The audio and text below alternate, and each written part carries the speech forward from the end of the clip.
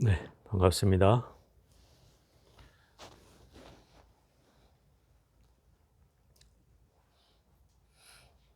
우리가 이제 계묘년 하한거 결제를 입제했습니다. 이 결제는 그간의 연화사에서 17절까지 살았고요. 만 8년 반을 살았고 여기에서 이제 18번째 안거를 시작하게 되었습니다. 지금 우리가 가려고 하는 석가사는 아마 이번 동안거부터나 가능할 것 같고요.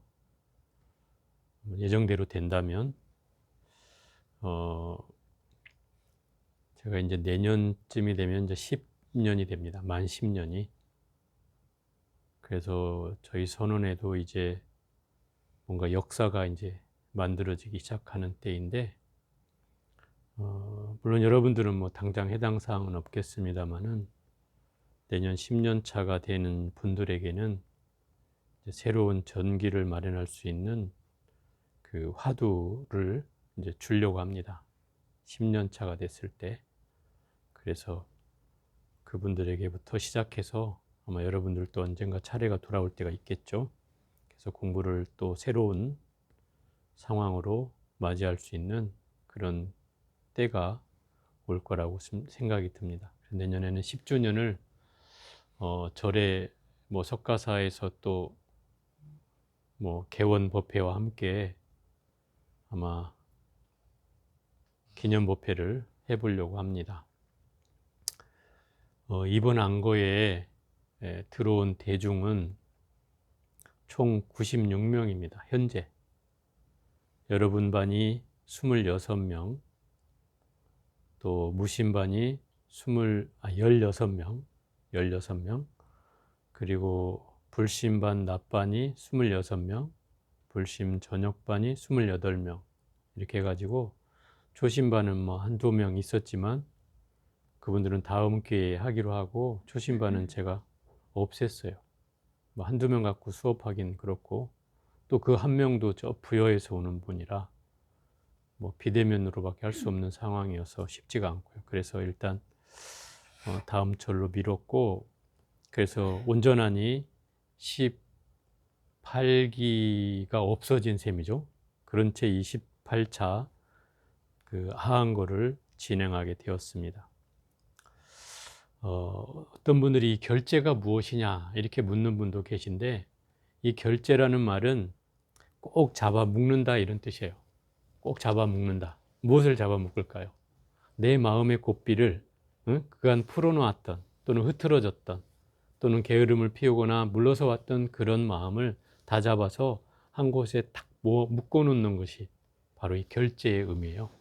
그럼 이 결제라는 것은 내 마음을 다 잡아서 오로지 한 곳을 향해서 꾸준히 나아가는 걸 말한다 이 말이죠. 물론 종례로는 뭐 결제와 해제라는 게 사실 따로 없어야 하지만 초학자나 초심자들에게는 이 결제와 해제를 통해서라도 공부를 할 수 있는 계기를 만드는 것이니까 그런 결제는 상당히 중요한 의미를 담고 있습니다. 더군다나 저희 선원도 이미 18번째 안거가 진행되고 있다는 것은 이게 이제 점차 역사가 되어가고 있다는 사실이죠.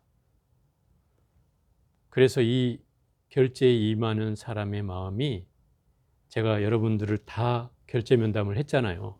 그 결제 면담을 통해서 공부를 그간에 게을리했거나 또는 물러서는 마음을 가졌거나 또는 잘하고 있는 분도 계시거나 하는 그런 경계에 있는데, 그분들에게 제가 참여를 받고 다시금 새로이 공부를 하게 하는 뜻은 여러분들이 못 끌고 가는 마음을 저한테 다 주고 제가 그 마음을 받아서 그 업을 다 정리하고 여러분들에게 그 붙어있는 혹을 다 떼내고 편안히 공부를 해나가라는 의미로 참여를 받는 거예요.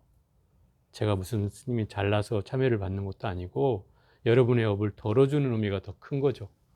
그럼에도 불구하고 어떤 분은 이제 뭐라더라? 참여를 안 하고 다시 들어오면 안 되겠느냐 이렇게 묻는 분도 계셨어요. 그래서 제가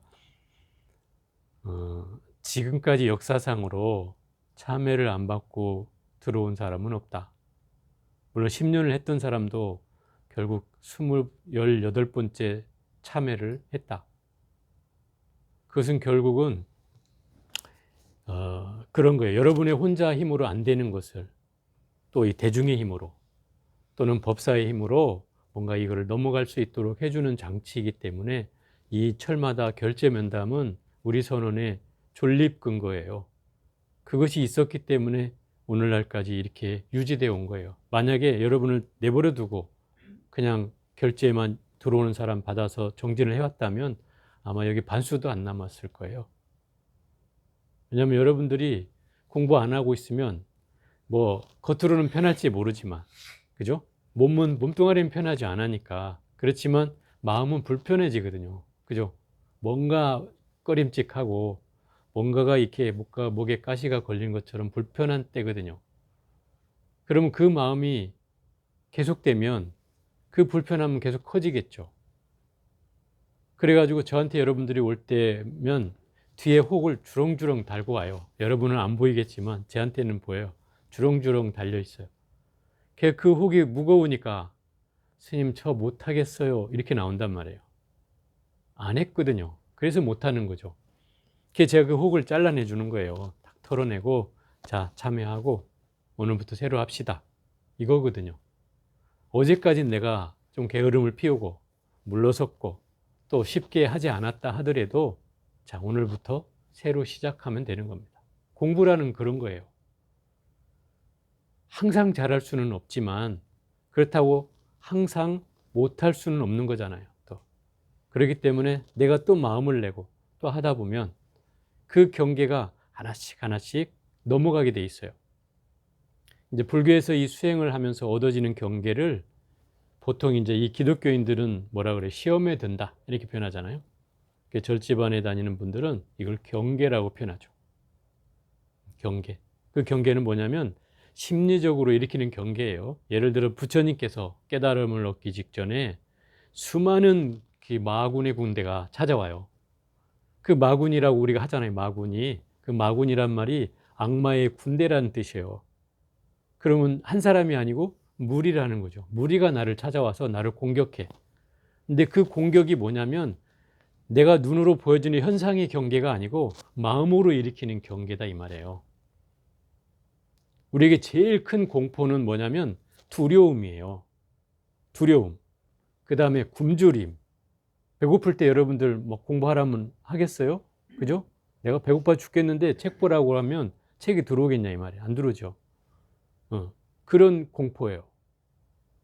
또 이제 부처님께서도 이런 경계를 수없이 겪어요. 심지어 목마름에 그 군대가 찾아오죠. 이걸 기갈의 군대라고 하는데 그 목마름이 찾아오면 그것을 견디는 것은 쉬운 일이 아니죠. 야, 내가 물 줄 테니 너 공부 포기해. 막 이렇게 해봐요. 그 군대가 찾아와서 그러는 거죠. 난 지금 목말라고 목이 터질 것 같은데 감로수를 주면서 너 이거 먹으면 이제 공부 안 해도 돼. 뭐 이런 유혹에 빠지면 먹고 싶은 사람한테는 휙 넘어가겠죠. 그런 순간 내 공부의 경계는 이제 허물어지는 거예요. 그런 거와 같은 것을 이제 경계라고 하는 거예요. 그럼 우리한테 가장 큰 경계는 뭘까요? 게으른 마음이죠, 사실은. 게으른. 책을 쳐다보고, 아이고, 한숨 쉬고, 해야 되는데, 이러고 있는 거예요. 그죠? 이게 제일 큰 게으름의 과보예요. 왜 제가 이런 말을 하겠어요? 저도 이런 경계를 넘었다 이 말이죠. 저는 안 그랬겠습니까? 저도 역시 처음에 초창기에는 책 보고 한숨 쉬었어요, 저도. 그렇지만 이게 한 해, 두 해, 세 해 지나다 보니까 지금은 그냥 눈뜸을 하고 있는 거예요, 그냥. 뭐 이것이 어렵다, 뭐 힘들다, 좋다, 안 좋다 하는 이런 경계가 없어요. 그냥 하는 거예요. 할 뿐이에요. 공부는 그런 거예요. 그냥 할 뿐이에요. 하면 되는 거예요. 근데 왜 여러분들은 해야지 하면서 못하냐면 그 해야지는 경계에 걸리는 거예요. 해야지 하는 경계에 걸리는 거죠. 왜? 이미 나는 과거로부터 내가 게으름을 피우고 물러서 왔고 늘 포기해 왔고 하는 그 마음들이 작용하거든요. 그때 그 경계에 작용을 한다는 말이에요. 마치 그 아까 말한 그 악마의 군대들이 나한테 속삭이는 거죠. 야, 너 안 해도 돼, 안 해도 돼. 그냥 놀아, 쉬어, 자라고. 이 바보같이 왜 하고 있어? 막 이렇게 악마의 속삭임을 하는 거죠. 그러니까 여러분들은 그래, 이참에 좀 쉬자. 이참에 좀 뒤로 자자. 이참에 좀 뭐 며칠 있다 하지 뭐. 이렇게 자꾸 핑계를 삼고 물러서는 마음을 내오기 때문에 그 경계에 의해서 나는 그 마음은 더 커지죠. 그죠? 그 마음은 더 커지죠. 대신에 공부하는 힘은 더 줄죠, 상대적으로. 그러니까 자꾸 거기에 걸리는 거예요. 이 마음이 더 커져가고 내 공부하고자 하는 마음은 줄어들고, 그러니까 해도 이게 뭔가 나는 왜 이렇게 안 되지? 하는 이런 생각을 내게 되는 거죠. 그럴 때 여러분들이 알아차려야 된다는 말이에요. 뭐를요? 이게 경계라는 사실을 알아차려야 된다. 또 나를 이 경계에 부딪히게 했구나. 내가 이 마음을 과거로부터 지금까지 가져왔던 마음이구나. 그걸 인정해야 돼요. 이게 내 마음이에요. 어디서 따로 새로운 마음이 아니에요. 악마가 찾아왔다 그래서 없는 마음을 나한테 가져다 주는 게 아니고 내 안에 그 마음이 숨겨져 있던 거를 꺼내오는 거예요. 그래서 우리의 업식이라는 것이 있는 한은 이 마음을 정리하기가 쉽지 않은 거예요. 우리는 업력 이렇게 얘기하잖아요. 업력이라는 게 뭐예요? 그 업이 끌고 가는 힘이 있단 말이에요. 그거를 물리치기가 이 사바세계 중생들은 너무 힘듭니다.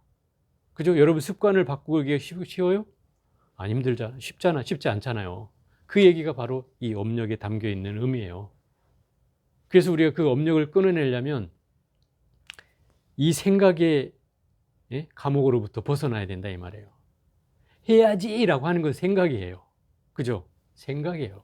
그러니 그 생각이 실천하고는 다른 거잖아요. 그냥 책상에 앉아서 하면 되거든요. 근데 왜 해야지가 필요하냐 이 말이죠. 이 경계는 바로 내가 생각이라는 이 마군의 군대한테 내가 침략을 당하고 또 거기에서 헤어나지 못하고 있는 거예요. 생각은 필요 없는 거예요. 그럴 때는 그냥 하면 되는 거예요. 이 과정이 되기까지 저도 꽤 오랜 세월이 걸렸어요.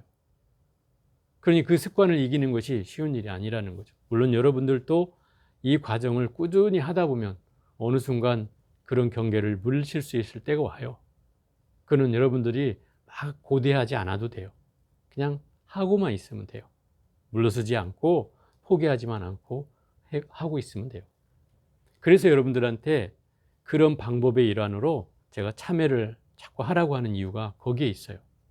왜? 마음이라는 건 나태해지고 게을러지고 물러서고 포기하고 싶은 마음이 끊임없이 일어나게 돼 있어요. 그게 주로 언제 일어나냐? 공부가 이제 한 단계 넘어가려고 할 때 일어나요. 안타깝게도. 그러니까 대체로 보면 그 경계에서 뭐냐면 이런 거죠. 너 여기를 넘어가려면 통과세를 내야 돼. 이런 거예요. 그죠? 우리가 어디 길을 가다 보면 어디 목적지를 가다 보면 뭐 톨게이트에 돈 내라고 하잖아요. 그래야 목적을 갈 수 있잖아요. 그와 같이 우리가 이 공부를 하다 보면 한 단계를 넘어갈 때마다 이 비싼 세금을 내야 되는 거예요. 그게 내 업력의 창고 안에서 끄집어져 있는 뭔가 잘못되어 왔던 습관들이 그 벽이 이제 드러나기 시작한다 이 말이에요. 왜 드러나겠어요? 그게 이제 한 단계씩 녹아내리려고 드러나는 거예요. 그래서 그런 장애들이 일어나는 거죠. 이런 경험을 여러분들은 해보지 않았기 때문에 제가 이제 먼저 온 사람으로서 얘기를 하는 거예요. 저도 이런 경계를 건너왔고 지금도 역시 이런 경계를 겪고 있어요. 지금이라고 뭐 편할 것 같으냐? 아니에요. 지금도 그 경계를 겪어요. 그렇지만 예전처럼 거기에 휘둘려지지는 않을 정도이지 그래도 겪는 건 똑같아요. 그게 이제 똑같이 일어난다 이 말이에요. 그 공부는 마찬가지예요. 그러니까 제가 그런 얘기를 하거든요. 선배님들한테도 이런 얘기를 많이 했는데 내가 공부를 어느 순간 여러분이 시작 단계니까 뭐 얼마 안 되셨잖아요. 근데 오래 하신 분들한테 일어나는 병폐는 뭐냐면 내 이마에 했다. 이마에 했으니 이제 좀 편하게 하자. 이런 마음이 생긴단 말이에요. 몇 년 지나면은. 근데 사실은 그 편하게 하자는 마음이 나를 좀 더 나아가게 할 것 같지만 실상은 내가 이 공부를 좀 게을리하기 시작하잖아요. 그럼 이 마음이란 놈은 희한하게도 내가 10년을 했든 5년을 했든 상관없어요. 다시 제자리로 돌아와요. 이 마음이 이만큼 어려운 거예요. 그래서 제가 여러분한테 매일같이 얘기하는 게 포기하지 말고 꾸준히 해라. 많이는 하라고 하지 않지만 꾸준히는 하라고 제가 하잖아요. 그 얘기가 바로 여기에 있어요. 마음은 내가 꾸준히 하면 조금씩이라도 앞을 향해서 가게 돼 있어요. 원리가 그렇다 이 말이에요. 이 공부가 틀리지 않다면 앞으로 향해서 또박또박 가게 돼 있어요. 그런데 어떤 사람은 막 그렇게 하거든요. 막 한 5편, 6편을 막 밤새 쓰고, 아, 내가 많이 썼으니 이제 좀 쉬자. 그리고 하루 이틀 막 이제 푹 자고, 쉬고 막 그런단 말이에요. 그러다 또 며칠 좀 정신 차려가지고, 아, 이제 좀 해야지. 또 막 5편을 막 밤새 가면서 쓴단 말이에요. 그리고 또 며칠 쉬어요. 뭐 이게 반복되는 거죠.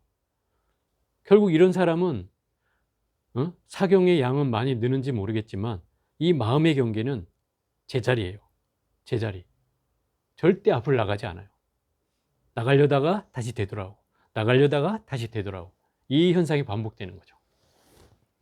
제가 지금은 나오지 않지만 대표적인 케이스를 하나만 예를 들게요. 이분이 들으면 기분 나빠할 텐데 제가 수도 없이 얘기했어요. 이분한테. 이분은 뭐 전국에 내놓으라는 기도처는 다 다니신 분이고 또 뭐 봉정함을 일주일에 한 번씩 뭐 50회 이상을 갔다 그러니까 뭐 이 정도면 뭐 기도로는 뭐 그래도 좀 해봤다 하는 사람 정도는 되겠죠.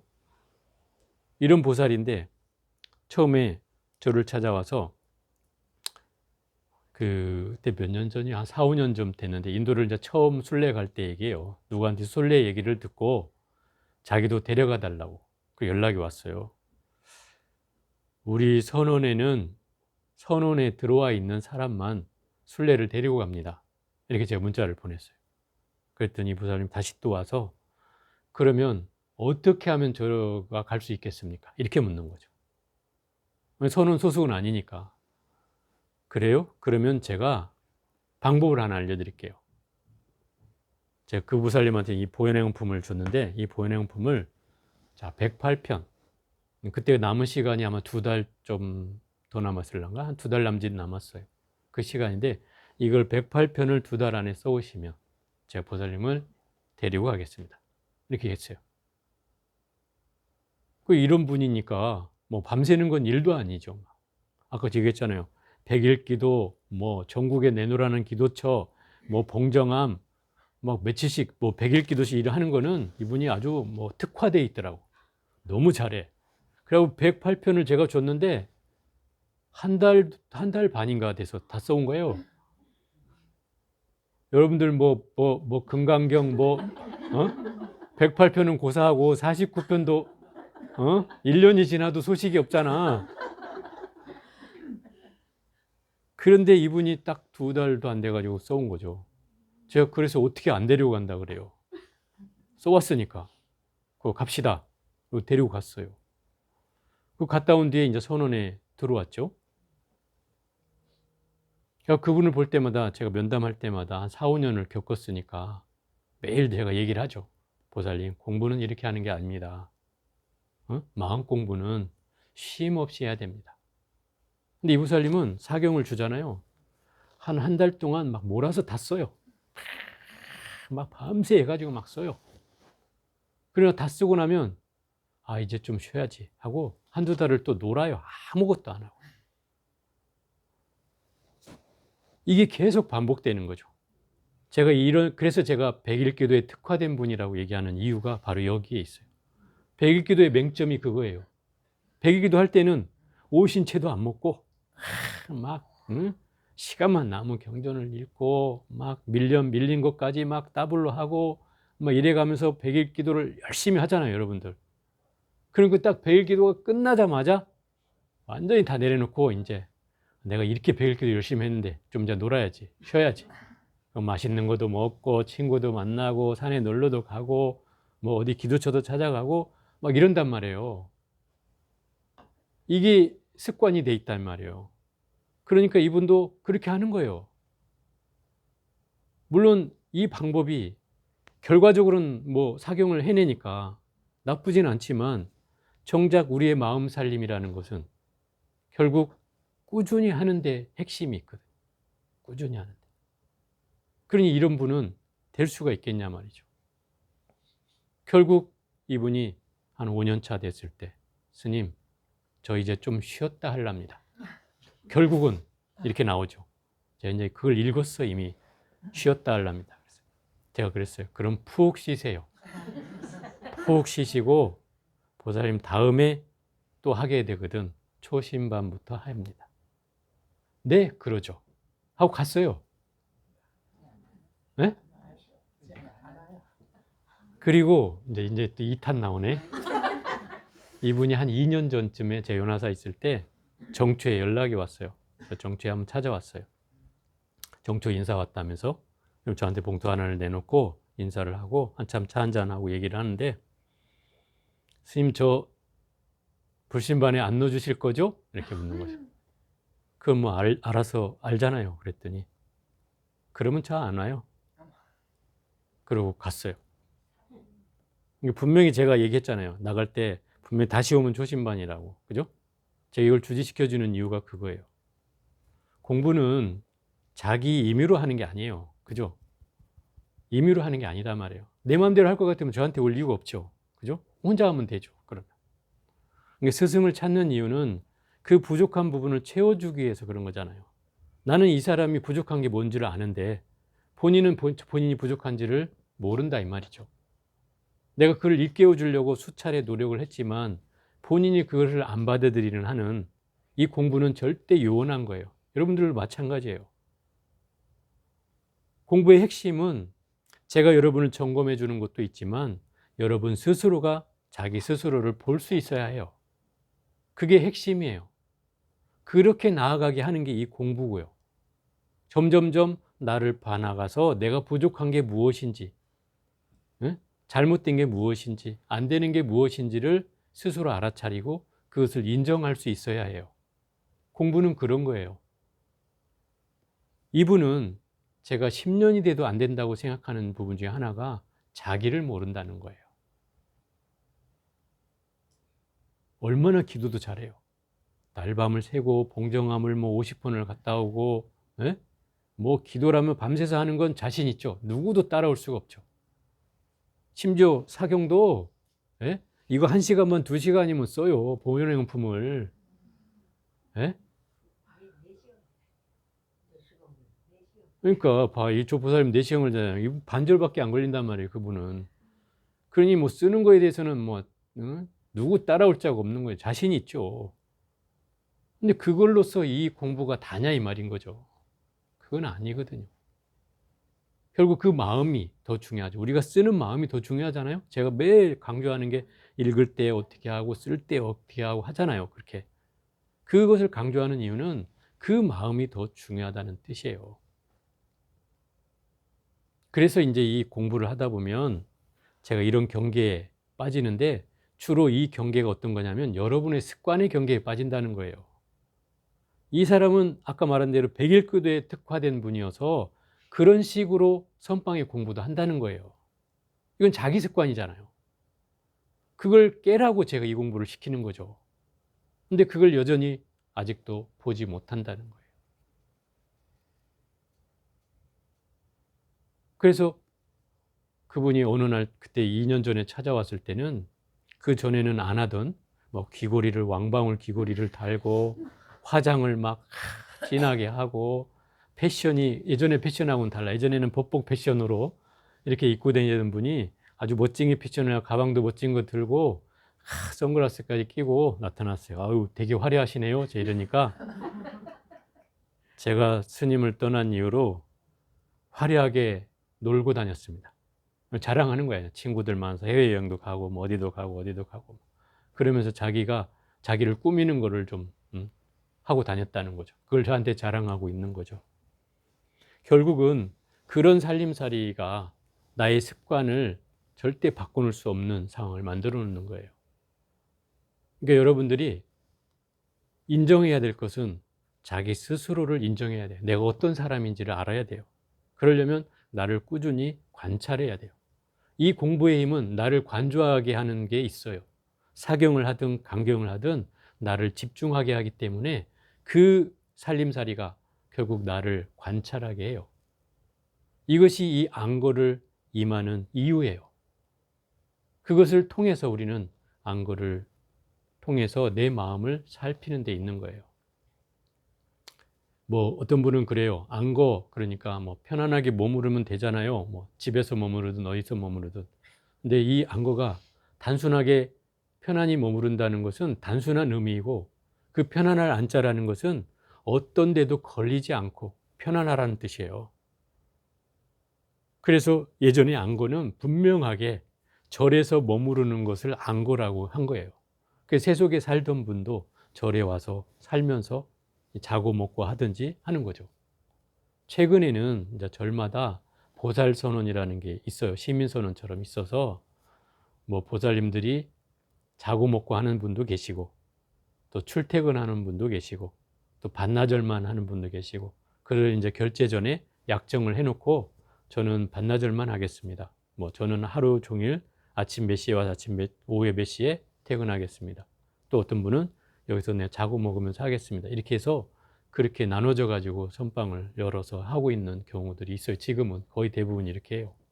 그 가까운 사람들은 남편도 밥도 챙겨줘야 되니까 밥 챙겨놓고 출근시켜놓고 이제 와서 공부하고, 또 퇴근 시간에 맞춰서 이제 퇴근하고, 이런 분도 계시고, 또 어떤 분은 이제 반나절만 시간을 내서 와서 하고 계신 분도 계셔요. 이런 식으로 변해가고 있는 거죠. 현대식 안거예요. 근데 저희 선호는 뭐 매일 오는 것도 아니고 일주일에 한 번이잖아요. 그러니까 어떤 분이 일주일에 한 번 하는 것도 안거라고 합니까? 이제 이렇게 물어본 분도 계신데, 그 우리가 가지고 있는 가장 큰 안거는 우리가 일과 수행을 매일 해나가는 게 안거죠. 사실 따져보면. 그것을 일주일에 한 번 와서 점검받고, 또 정진을 통해서 내가 공부가 잘 되고 있는지를 확인하는 계기죠. 그러니까 우리가 일상의 수행을 계속 해나간다는 것이 가장 중요한 우리 선원의 안거 방법이다라고 하는 거죠. 어찌 보면 지금 시대에 훨씬 더 잘 맞는 방법이라고 할 수 있죠. 매일 오라면 여러분들 뭐 사회생활 하는 분이나 집에서 있는 분이라도 요새 바쁘시잖아. 그죠? 바빠. 뭔 일로인지 하여튼 바빠. 그래갖고 뭔 날 뭐 시간이냐 물으면 막 스님만 바쁜 게 아니고 다 바쁘대. 막. 다 바빠. 막. 뭐 맨날 다 빈 날이 없어. 그러니까 이게 이제 결국 우리 보살님들의 살림살이기 때문에, 그런 중에도 이 공부를 일주일에 한 번이라도 챙길 수 있다는 것은 뭐 다행한 것이라고 할 수 있죠. 그래서 어쨌든 이런 그 결제에 임하는 마음은 바로 이런 상황을 우리가 알고 내 스스로를 이 결제에 준해서 새로운 마음으로 시작하는 거예요. 공부는 늘 새로움이어야 돼요. 어제 했던 마음이 아니라 오늘 새로운 마음으로 하는 거예요. 제가 여러분을 참여를 주고 다시 시작하라고 하는 것은 저도 늘 매일처럼 발언을 하는 게 그거예요. 오늘 하루 새로이 시작하겠습니다. 이렇게 얘기해요. 이거 굉장히 중요한 말이에요. 왜냐하면 시작이라는 말에는 항상 늘 처음이잖아요. 그죠? 처음에는 늘 그 처음이라는 마음에 열심히 하게 돼 있어요. 그걸 우리는 초심이라고 하잖아요. 처음 먹는 마음이라고 하잖아요. 공부를 10년 했든 20년 했든 그 마음이어야 되는 거예요. 그 초심의 마음이어야 되는 거예요. 근데 아까도 제가 선배님들 얘기했지만 몇 년 하다 보면 이 초심이 사라져요. 내가 이마에 했는데. 그리고 초창기에는 그랬어요. 그 선배님들이 몇 년 했다고 초심반에 가끔 와서 법회 보면 너무 힘들어. 초심반하고 공부하니까 너무 힘들어요. 막 이렇게 얘기해요. 이런 게 어찌 보면 상이죠, 상. 상. 그것도 넘어야죠, 사실은. 그죠? 그 힘든 경계도 넘을 수 있어야 그게 오히려 제대로 된 공부라고 할 수 있죠. 물론 뭐 수준이라고 하는 거를 뭐 꼭 굳이 구분하긴 쉽지는 않지만, 나눠놓는다면 우리가 초심반, 뭐 일심반, 무심반, 불심반으로 나눠놓은 것은 이제 그런 그 소위 말하는 뭡니까? 횟수에 맞추어서 이 정도 공부하면 뭐 초신반, 이 정도 하면 일신반, 이 정도 하면 무신반, 이 정도 하면 불신반이라고 해놓은 것은 그 업력이 떨어지는 거에 따라서 공부의 깊이가 좀씩 달라지기 때문에, 예? 아무래도 2년 한 사람과 4년 한 사람, 또 뭐 6, 7년 한 사람은 조금씩 차이가 나긴 해요. 그 마음의 어떤 깊이가. 물론 그렇다고 다 똑같이 그러냐, 그런 건 아니지만 사람마다 차별은 있지만 대체로 그렇다는 거죠. 그 여러분들이 이제 뭐 어떤 분이 이제 여러분들 중에는 이제 뭐 불신반에 가서 수업을 하겠습니다. 제가 시간이 그날밖에 안 납니다. 이런 분도 계셔요. 그 불신반에 간단 말이에요. 여기서는 기껏해야 정진하면 뭐 10분, 15분 하던 사람이 이제 불신반에 가면 막 25분에서 30분을 한단 말이죠. 그러면 이제 처음에 한번 해보고 하는 거죠, 이제. 선생님, 다리가 너무너무 아파요. 혼자 지레 질려가지고, 아, 선생님, 저 못 가겠어요. 이런 분도 계시단 말이에요. 그래서 이 뭔가 단계를 나누는 이유가 있는 거예요.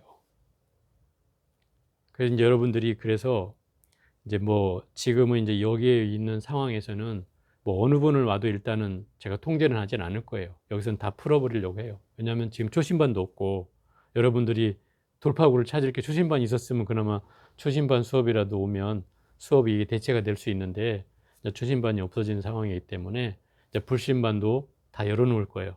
그러니까 여러분들은 수목금 중에 비는 날만 해서 이제 뭐 수업에 지장이 없도록 또 모자라면 다른 반에 가서 채우고 하면 됩니다. 그렇게.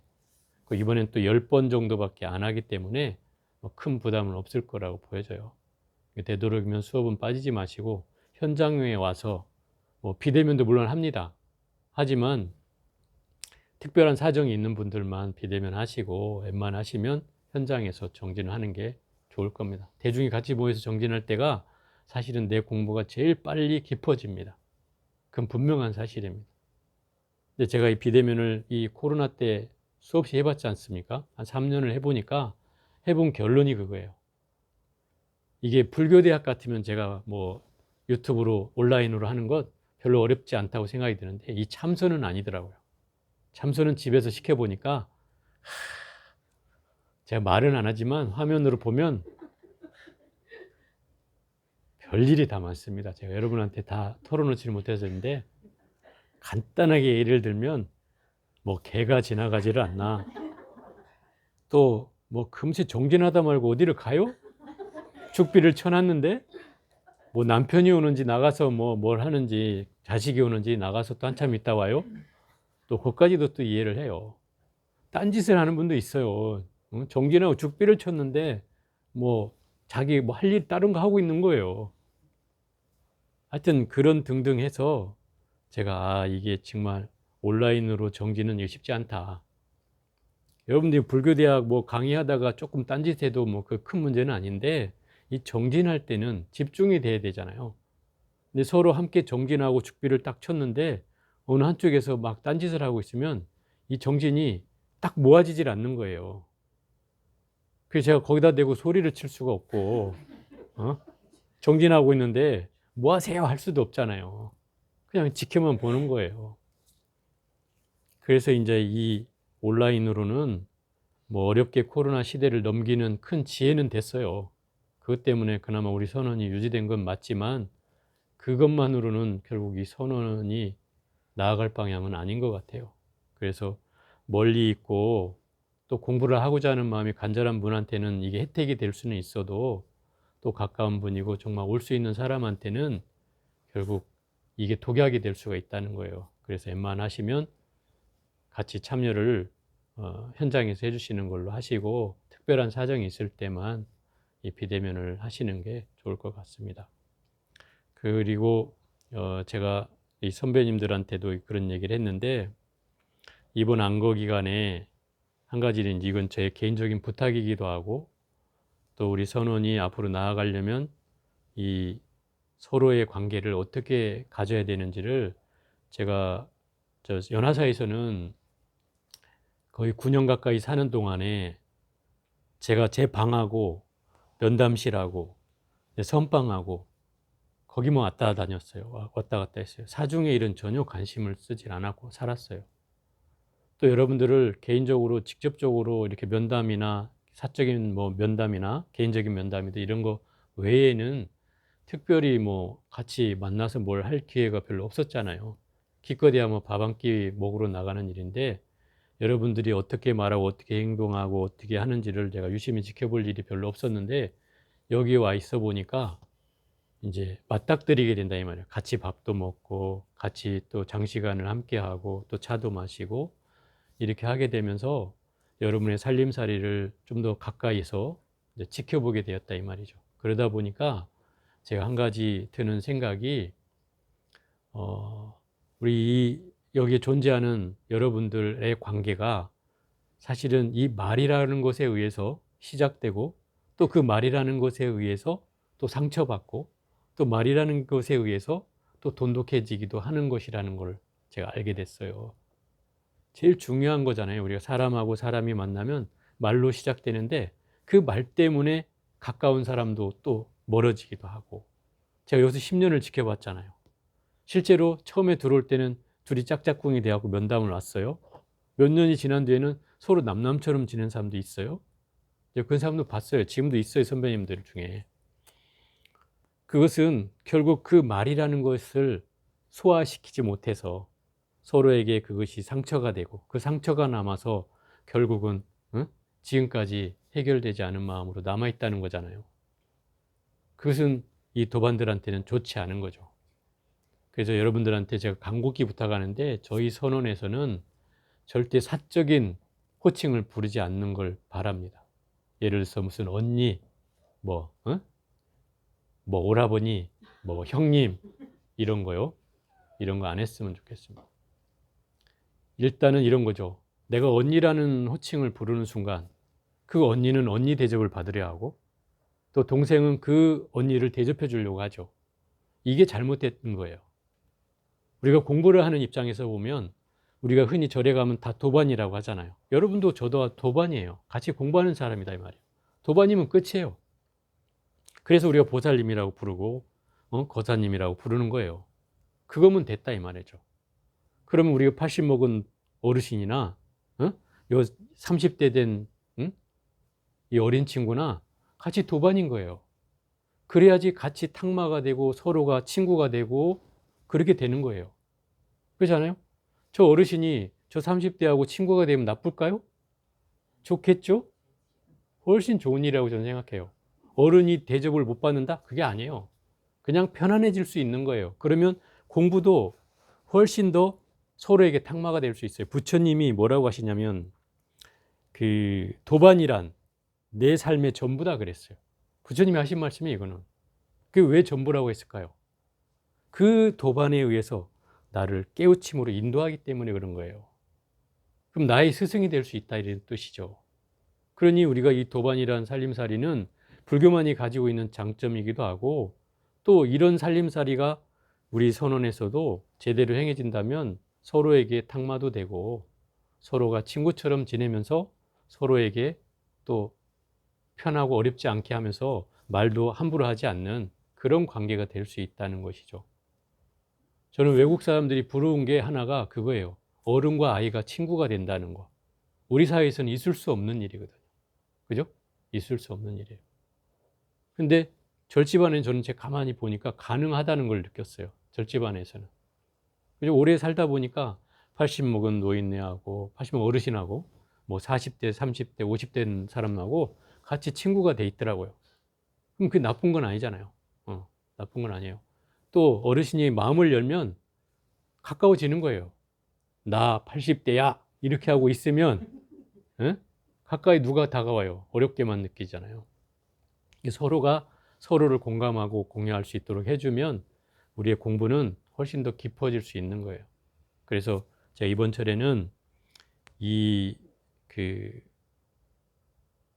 우리가 가지고 있는 업 중에 망어에 대한 업을 다스리는데 이번 안거를 제가 좀 중점을 두고 하려고 해요. 그래서 지금 선배님들한테 말씀을 드렸는데 어떻게 해야 그 망어를 쉽게 다스릴 수 있을까 생각을 지금 고민하고 있어요. 뭐 여러분들한테 아마 제일 빠른 방법은 숙제를 주는 방법인데 여러분도 숙제 준다 하면 또 거품을 물 것 같아서 그래서 제가 그거는 지금 심각하게 고민을 하고 있고 우리가 백중사경이라는 게 있어요. 지금 첫째 입제식이니까 말씀드리는데 백중사경은 보통 이제 100일 단위로 끊어서 하기도 하고 90일 단위로 하기도 하고 49일 단위로 하기도 해요. 그래서 제가 이번에는 49일로 짧고 굵게 하려고 해요. 그러니까 뭐 미리 달라고 하지 마세요. 어떤 분은 막 100일 전부터 하겠다고 막 미리 달라는 분도 계신데 제가 딱 49일간만 하겠습니다. 그러니까 49일 딱 전이 됐을 때 제가 공지를 해서 여러분들 하루에 몇 번씩 상세선망 뭐 사전부모 조고조상 뭐 해가지고 이제 그 이름을 줄 거예요. 그럼 그걸 써놓고 조상을 위해서 사경하십시오라고 제가 드릴 거예요. 그렇게만 할 거니까 그거 말고는 특별하게 여러분들한테 공식적으로 주어지는 사경은 없어요. 여러분 개인 사경을 충분히 잘 하시고 다만 이 망어라는 것은 이런 거죠. 첫째는 거짓말하는 것, 두 번째는 꾸며서 말하는 것, 세 번째는 양설이에요. 이간질하는 거죠. 혀가 두 개란 뜻이니까 이 사람한테는 이 말하고 저 사람한테는 다른 말해서 서로를 이간질하는 거. 마지막이 악구, 험한 말을 하는 거예요. 욕설을 하거나 심한 말을 해 상대방의 마음을 다치게 하는 거죠. 이 네 가지를 망어죄업이라고 우리가 표현해요. 근데 이 망어는 사실 가장 큰 죄가 뭐냐면 불법을 비방하는 거예요. 네? 불법을 비방하는 거예요. 이게 이제 지장경에 보면 나오는데 주로 오역죄의 하나예요. 오역죄. 오역죄는 그야말로 부처님도 제도하지 못한다는 큰 죄업을 가진 사람이고 이런 사람은 무간지옥에 떨어져요. 무간지옥은 어떤 지옥이에요? 고통이 쉴 새가 없는 장소가 무간지옥이죠. 내 힘으로는 나올 수가 없는 곳이에요. 누군가가 나에게 공덕을 지어서 꺼내주지 않으면 내가 나올 수가 없는 곳이에요. 지장경에 보면 나오잖아요. 그런 곳이에요. 그래서 여러분들이 뭐 이 불법 비방이라고 하는 죄업을 그 진 사람들이 있어요. 뭐 여러분들이 지었다는 건 아니지만 그런 분들이 간혹 있더라고요. 그래서 그런 경우에는 공부가 할수록 힘들어져요. 잘 안 돼요. 그때 이 불법 비방에 대한 과보를 받아서 쓰고 나면 좀 그게 풀려지는 경우도 봤거든요. 그래서 여러분들이 뭐 꼭 그런 건 아니지만 이 망언은 통칭해서 뭐 이런 입으로 인한 죄업을 짓는 걸 말하기 때문에 그런 허물을 우리가 정리를 하게 되면 내가 말할 때 이게 한 번씩 뭔가 정제되기 시작한다는 거죠. 수행은 이 언어가 정제되는 힘이 있어요. 아, 이 말을 했을 때 저 사람이 다치겠구나 하는 마음이 되면 그 말을 내가 순화시키게 되는 거죠. 왜? 내가 그걸 느끼게 되는 거죠. 말의 힘을 느끼게 되는 거예요. 그래서 이 말이 조금씩 조금씩 순화되는 거예요. 그게 수행의 힘이죠. 그것이 나를 바꿔놓는 힘이기도 하고 변화시키는 힘이기도 해요. 그래서 어쨌든 이번 그 계묘년 하한거 기간 동안에 여러분들이 마음가짐을 좀 잘 경상도 말로 단디 갖고 이 마음으로 다잡아서 그야말로 이 결제에 잘 임해 주셨으면 좋겠고 꼭 제가 말씀드린 거지만 물러섬이 없이 이 공부를 하루하루 날로 이렇게 진전이 있으시기를 바랍니다. 자, 오늘은 여기까지 해보겠습니다.